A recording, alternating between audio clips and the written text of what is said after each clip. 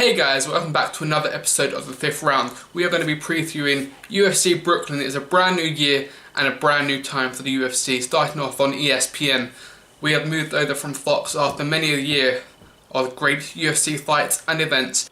And kicking it off is Henry Cejudo versus TJ Dillashaw for the UFC Bantamweight Championship. Now this is taking place in Brooklyn, and what a card we have got. Starting off with a fight that has got a lot of attention, primarily for negative reasons. It's Rachel Ostovich versus Paige VanZant.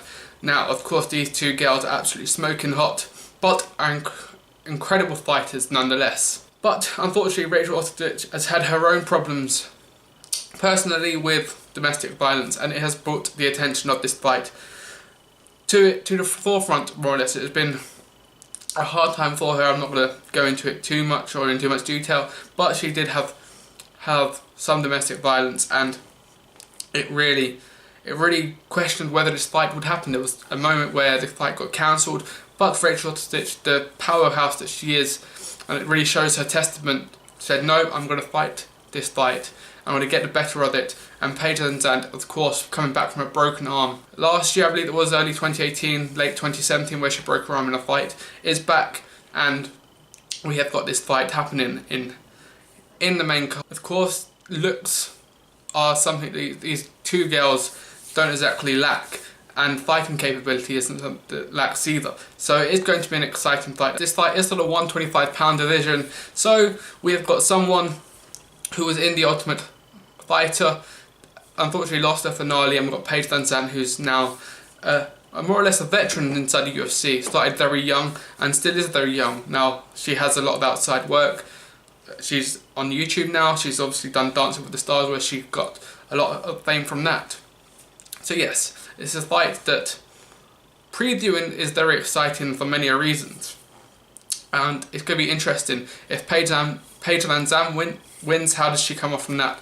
Hopefully positive, because she's been off from a long layoff with a broken arm. But obviously, if Rachel Ostovich wins, it could lay down a marker in this sort of the way UFC uses this domestic abuse, domestic violence case that she's going up against. Now, Brendan Schaub, quite witty in his preview of this, said Greg Hardy, who's also been found guilty of sexual abuse and sexual assault, is fighting on this card. So you've got a victim and an abuser of domestic violence on this card. So yes, Rachel Ostovich has said that Greg Hardy's allowed to do what he can do. You know, people deserve second chances. So I'm going to go with a Paige VanZant win. I think it's going to go the duration of the fight, and she's going to get it on unanimous decision. But I wouldn't be surprised if Rachel Ostovich also could pull out a result. Now moving on, Donald Cerrone is back, starting off the year with a tough fight against Alex Hernandez in the 155-pound division. Now, Donald Cerrone did recently fight Mike Perry and won that fight quite convincingly with the armbar, breaking Mike Perry's arm, and became the most fought UFC fighter. He has the most fights and the most wins now in UFC history. So yes, a big name. Now I don't believe he's on the main card, I believe he's on the prelims, but he main events the prelims. It's a weird way how they build it up, if that is the case, how they're doing it on ESPN now. If not, he's just within the undercard of the main card itself. So yes, I'm going for a Donald Cerrone win against Alexander Hernandez, and there was talk about there possibly being a Cerrone Conor McGregor fight. If that still happens, if Cerrone wins, who knows? But I think Conor McGregor's looking for maybe a Khabib rematch, or potentially Paulie Malignaggi in boxing. But yes, all respect to Cowboy Cerrone, an absolute fantastic man, a thrill seeker.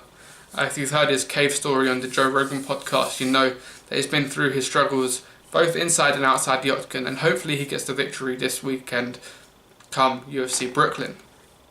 And finally, we move on to the main card. Cejudo versus Dillashaw. Now Dillashaw recently beaten Cody Garbrandt twice, one to win the title and then secondly to defend it. He knocked him out both times, and then this is how this fight came about. Now originally it was going to be routed as TJ Dillashaw versus Demetrius Johnson for the 125-pound belt. Now Demetrius Johnson fought Cejudo for the second time after beating him convincingly a few years ago, and Cejudo, the wrestler, 2008 gold medal winner, did in fact beat him over a 5-round. What was a good battle. Cejudo did get hurt with a few leg kicks in the first round, causing that front leg to sort of lose its feeling there, and we thought he got badly injured, but he powered through, used that wrestling capability that he has, and he did come through and get the belt. Now, Demetrius Johnson was on a 12-fight defense or win streak. It was a bit of a surprise. Now, this is where we come into this problem. TJ Dillashaw did want the fight, or Cejudo wanted the fight at 135 pounds, looking to take Dillashaw's belt, but he admitted that he over-negotiated with the UFC, and TJ Dillashaw in the end went, you know what, we'll just do it at 125, I'm happy with the fees, and I'm going to come take your belt.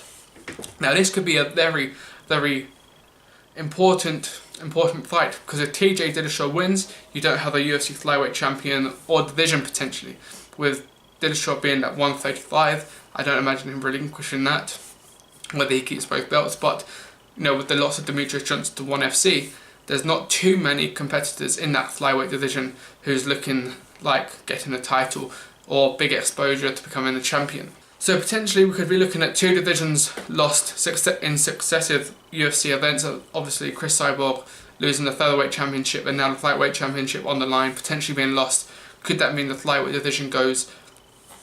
And you know, where does that leave the 125 pounders? They are a fantastic division to watch. There's not big names in there, but if you see the ferocity of their fights, how light they are, how quick they can hit, especially, I was saying this in a previous video, the 125, the 135 and the 145 pound division. They're smaller guys, but they hit hard and they also hit very quick. Their jiu-jitsu at that level is magnificent as well.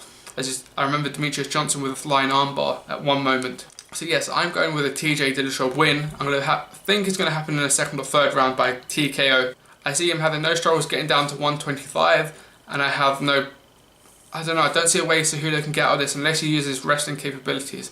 But TJ Dillashaw is very good at getting up from wrestling and has a very good background in that as well.